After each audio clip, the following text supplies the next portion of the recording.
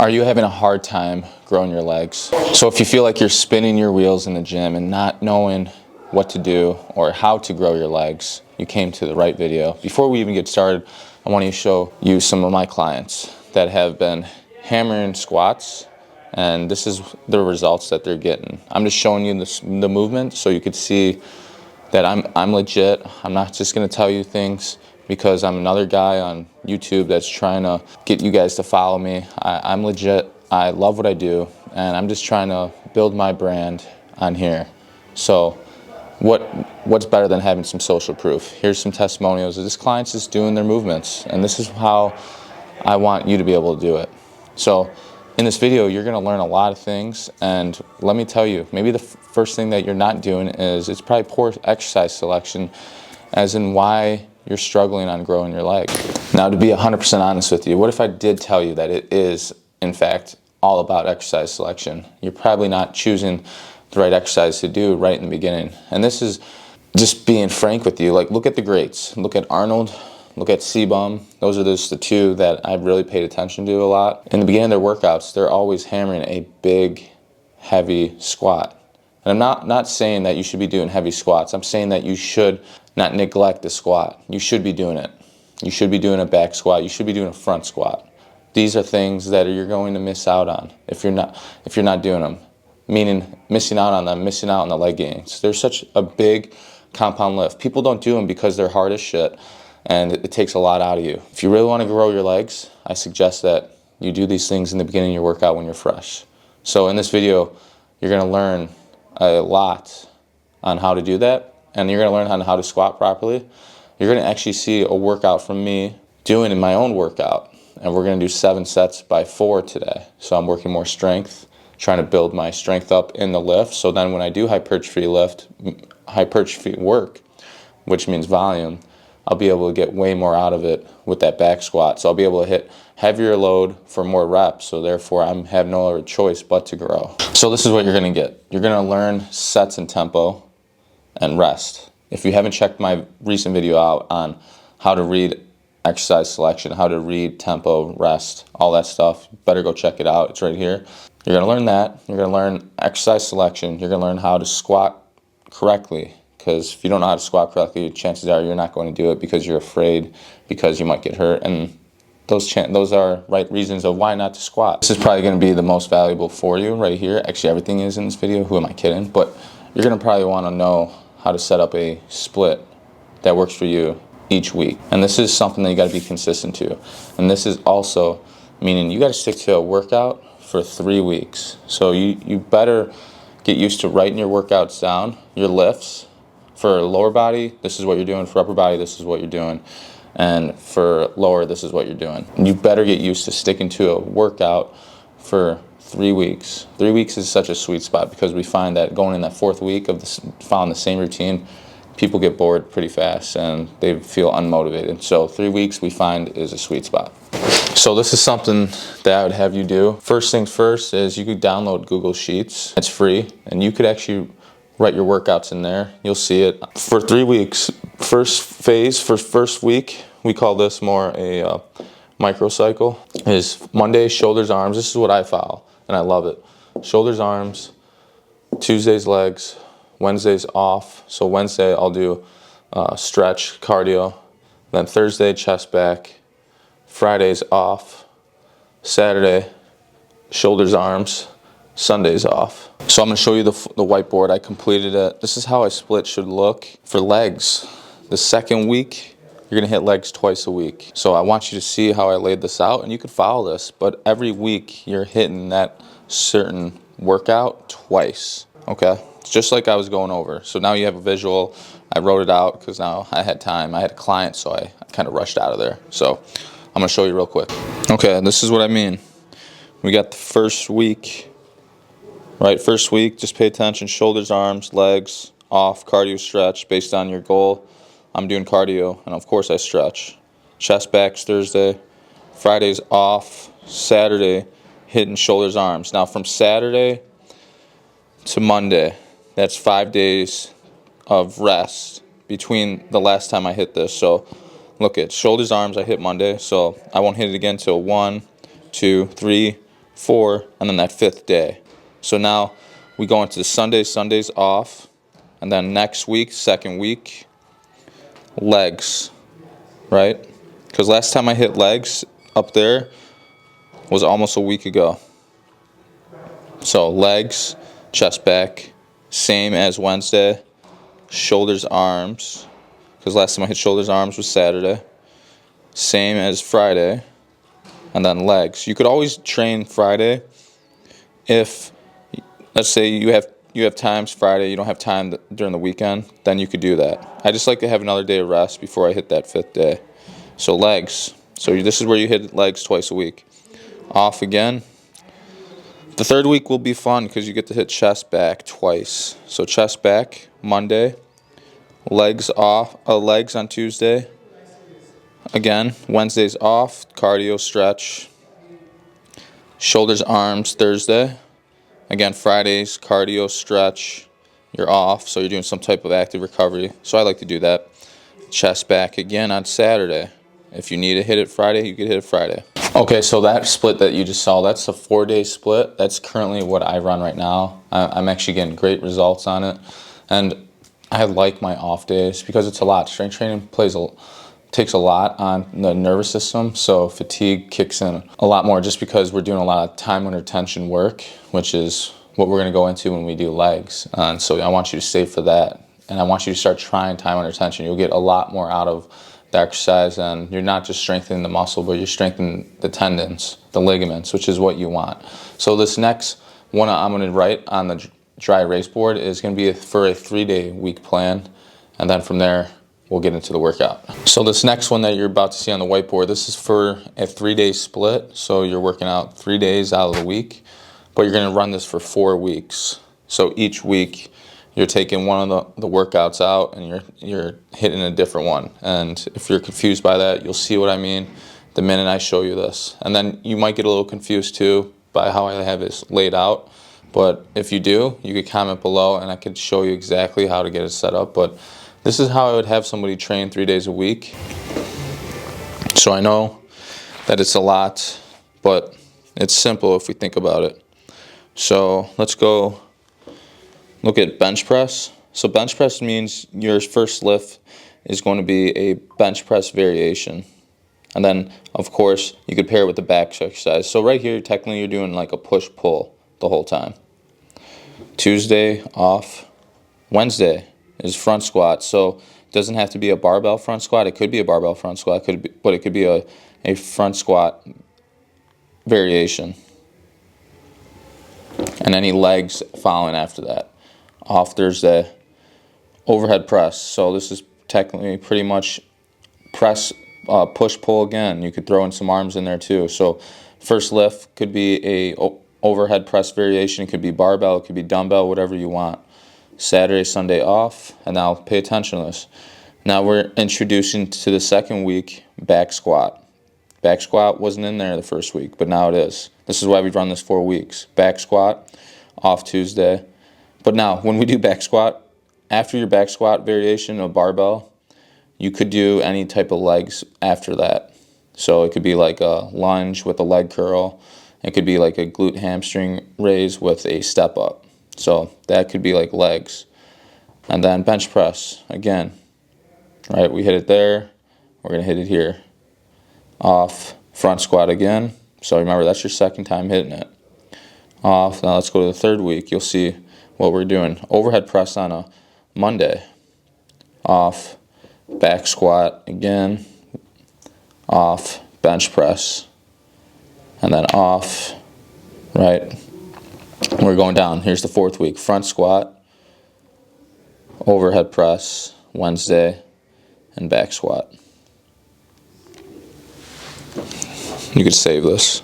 I like that 3-day split because each day after a train day, for example, Monday you train, Tuesday you're off, Wednesday you train, Thursday off. I like that day of rest after that day of training, and it works really well for those that have a 3-day plan. But hey, if it doesn't work, those type of days, figure it out. Something like that though, but make sure that that third day is a rest day. So if you train Monday, Tuesday, take Wednesday off. It's just something to think about. Now when it comes to exercises, Think of, this was in the last video too. You could go check it out. It's right here. But exercise selection, when it comes to legs, think of your compound lifts. We got back squat, you got front squat, and you got deadlift. You want to make sure that you're sticking with one of those for 3 to 4 weeks. Get really good at it, stick to a certain amount of reps. I recommend for front squat and a conventional deadlift, no more than 6 reps. Everything else, 6 reps and less. Back squat, you could have fun with it. You could do 10, 12 reps, you could do 8 reps, you could do 6 reps, you could do 5 or 4, whatever. But that's what I want you to think about. Now when it comes to, for upper body, you got bench press, you got overhead press, you got dips, you got chin-ups, you got pull-ups, all different type of presses, meaning incline press, decline press. And yeah, that's just something to think about. Those are the lifts that you should be doing in the beginning of your workout because you're fresh, so you want to get the most out of it. So warming up here, we're gonna hit 3 reps. First set's gonna be 205. I'm at 185 right now. This is how I grow my legs. I don't squat crazy amount of weight, do a lot of volume, and then I jump into, I undulate, so I lower reps. And today I'm gonna be doing 4 reps. And I just try to squat ass to grass and get my squat better. Everything comes back to the squat. The squat's your mother lift when it comes to legs. So you want to make sure that you're doing movements that are going to drive this movement up. So I'm just going to hit this for 3 and try to tempo it 4 second down as best as I can.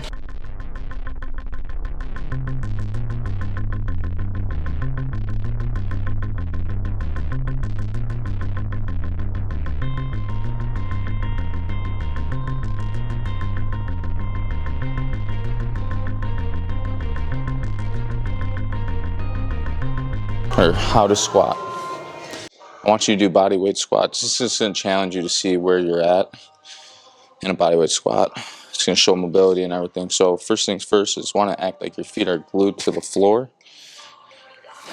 And first thing you do before you even move is you want to externally rotate, or how I cue my clients, push the floor out, spread the floor, right? Screw your foot in, whatever you work well with. So I'm going to say spread the floor. So when I spread the floor, my knees are externally rotating and my knees are in line with my toes now.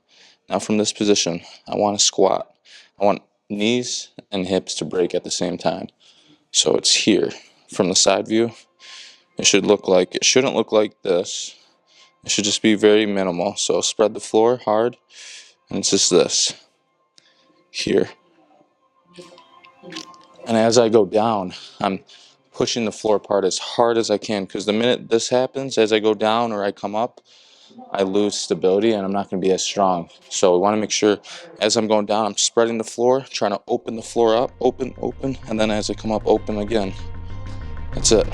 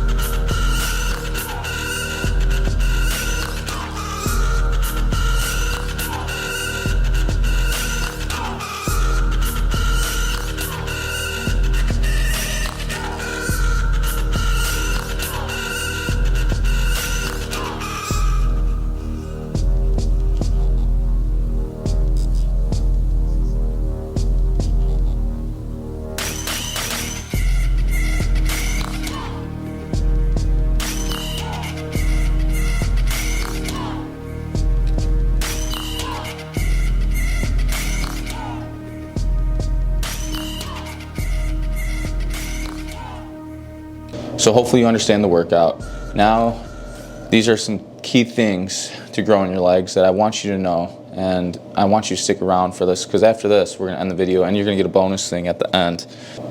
How to build your legs. So first thing first is, I got my notes here that I wrote out. Stick to bigger movements. In the beginning, you're fresh. You want to grow your legs, you want to grow your wheels, stick to the bigger movements, such as your squat, your front squat, or even deadlift. You're going to be able to do more weight, do more reps, whatever your goal is. And we're going to get to the reps, sets, and all that stuff. But I want you to know, I want you to prioritize the bigger movements first, because that's going to drive up strength. That's going to drive up your legs. So first things first, we're going to talk about reps and sets. And this is key, because you're going to change these up every 3 weeks.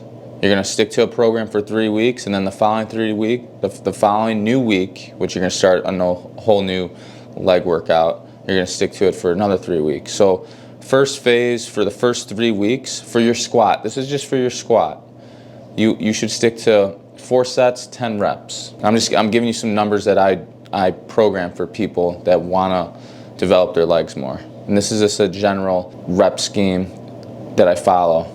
It's an accumulation intensification phase, so you don't need to know that, but this is just how I do it in my head. First week, for the 3 weeks, for that back squat, you're going to do 4 by 10 reps. And then after you do that for 3 weeks, your following new week that you're going to start, you're going to go into a 4 by 7. So now you're doing 7 reps. And 7 reps, you're going to be able to load the bar a little bit more. You do that for 3 weeks, and then you're going to start a whole new week again, and now the rep range is 9 reps, but now you're going to do it 5 sets, so 5 by 9. And then after those 3 weeks, you're going to start a whole new 3 weeks, and the rep range is going to be 5 by 6. So now rep range decreased, and now you're going to increase the load. Now, when it comes to the legs, each phase, we call it, in my world, we call it mesocycle. So a 3-week mesocycle, each of those are changing. So the first mesocycle, 3 weeks, you're going to do a back squat, and you're going to do 4 by 10 there. 3 weeks of that. And the next mesocycle, another 3 weeks, you're going to do a front squat, and you're going to do 4 by 6. Just because front squat, our rule as coaches, we want to stick to 6 reps or less, just because there's a lot that gets involved in your front squat. Now, for the next mesocycle, this is going to be your 3rd mesocycle, which is the start of a whole new 3 weeks. You're going to do another back squat, and you're going to do it for 5 sets by 9 reps. And then do that, and then your last and final mesocycle, which is 3 weeks, just I'm repeating myself so you understand, is you're going to do a front squat you could do it 5 by 6, or you could do 5 by 4, 5 by 3. Because we did the first front squat phase, we did 6, so I would probably do like 5 by 3 or something like that. So now we're going to go into number 3. This is squat techniques, and these are flaws that I see when I start clients. And when I have clients that work with me, they have to earn their right to get underneath the bar and squat. So if you're interested in working with me, there's a whole process that we follow, and I build your legs up from left to right. So if you're interested, make sure you comment below if you're serious about growing your legs and serious about your training. But so now, these are squat flaws. These are things that I see that maybe you're struggling with too. First one is lack of depth, so they can't get as deep, and they're falling forward.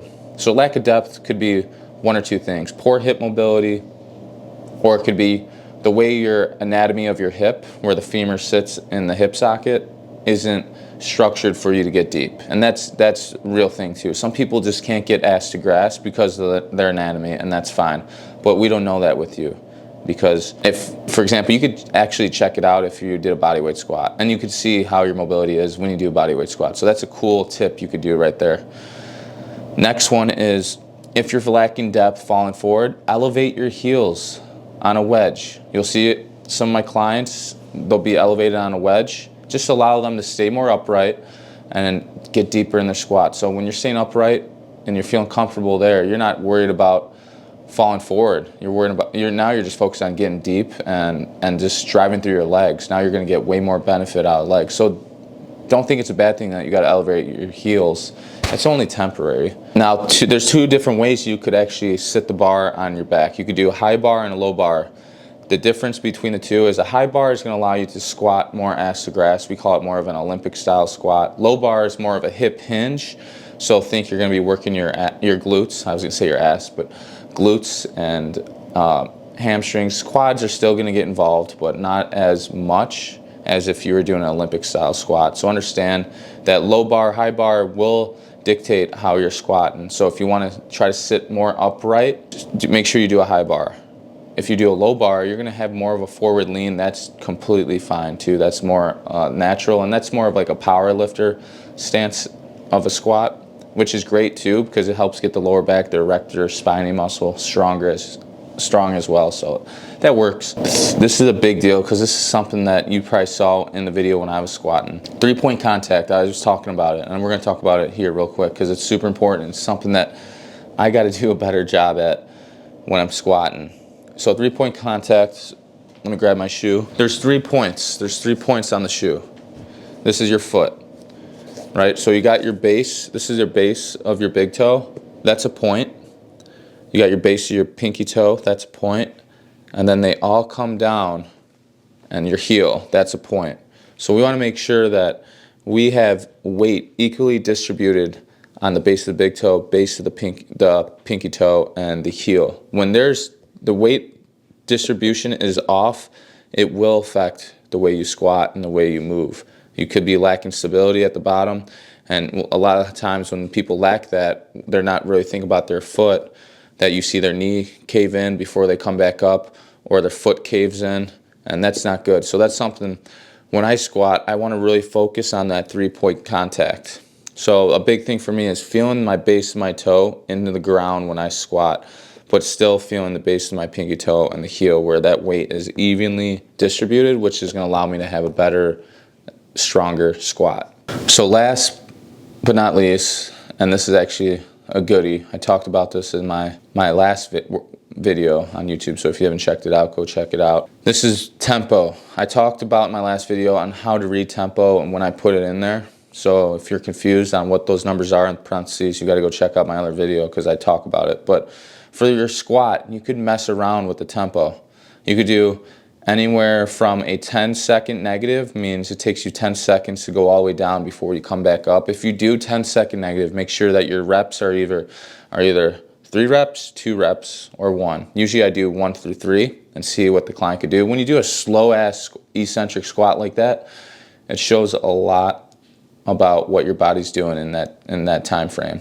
You know, you build a lot more awareness, what your body is doing, what you're doing with your feet. Are you spreading? Is your knee caving in? Are you lacking stability, core stability? Are you bracing? Are you falling forward, right? These are things that's going to show you when you do a slow-ass squat, and this is something I got to focus on.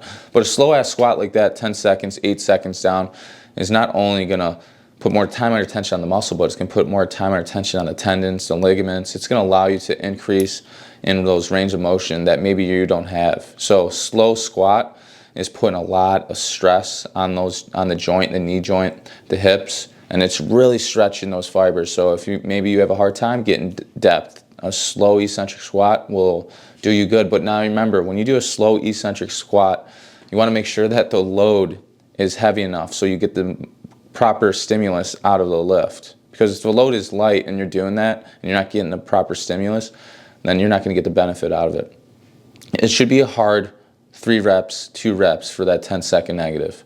8 reps, if you're doing an 8-second negative, you could do 3 to 4 reps and go from there. Just make sure the load is heavy enough. But those are the slower eccentric ones. Now you could do a 5-0-1-0, 4-0-1-0, 3-0-1-0, which is normal. So if I'm doing a 4x10 squat, do a 4-0-1-0 tempo. So you're 4 seconds all the way down, back up. If you're doing it right, it should be hard as shit.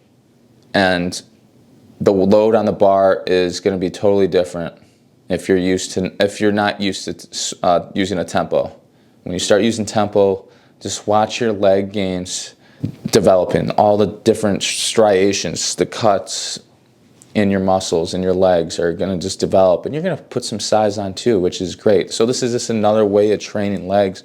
But you could use tempo for upper body too. I do it all the time. My clients do it all the time. You're working another type of contraction. There's 3 different muscle contractions. You got concentric, isometric, and eccentric. You want to make sure that you're doing all those 3 types of contractions. Just shouldn't just be concentric all the time and not controlling the eccentric. If you want to get strong as shit, learn how to control the eccentric and follow those tempo. If you are having a hard time reading tempo, I suggest go watch my other video because I teach you about it. I literally walk you through it on how to do it. So yeah, that's my advice, my solid advice for building your legs, and then sticking to it, because you have to stick to the plan. If you're constantly jumping from another workout to a different workout and your body hasn't even a chance to adapt, you're gonna have a hard time growing your legs. And remember, start with the big lifts first. You're fresh, you're gonna get a lot more out of it if you do that. And if you feel trashed, if you feel like your squat just doesn't feel good and you feel like you're gonna get hurt, make sure you comment below. Let me know. These are things that I want to know so I could do a better job at teaching you. But I'm just putting things out there based on what I see and what potentially could help you. So if you like the video, make sure that you leave a comment below, leave a like, and please subscribe. It's just going to help me as a small YouTuber to build my channel and to help more of you that are serious about your training. And if you want to be more efficient with your workouts too, that's what I'm about. I want to help you guys be more efficient with your training so you get way more out of it instead of spending hours in the gym and feeling like you had a semi-decent workout, right? When you start tempoing your workouts, you're gonna feel freaking fried. You're gonna feel really good, and you're not gonna want to be in the gym no more than an hour. So that's it. My goal is to be in the gym when I train 45 minutes to an hour, maybe an hour 10 tops. That's it. I'm done. Just because of tempo literally puts a lot of stress on your central nervous system. And then you got to count your reps too. So it's thinking of your tempo when you perform the movement and thinking about how many reps you've done already. So if you like the video, again, I really appreciate it if you leave a like, and then tell me what's going on with you and your workouts. What are you struggling with? I want to know. I want to be at service. I want to be able to help you as much as I can. Again, I appreciate the view as always. And I'm Nick Andrade. I'm your strength coach, and I'm here to help you be more efficient in the gym. Appreciate you.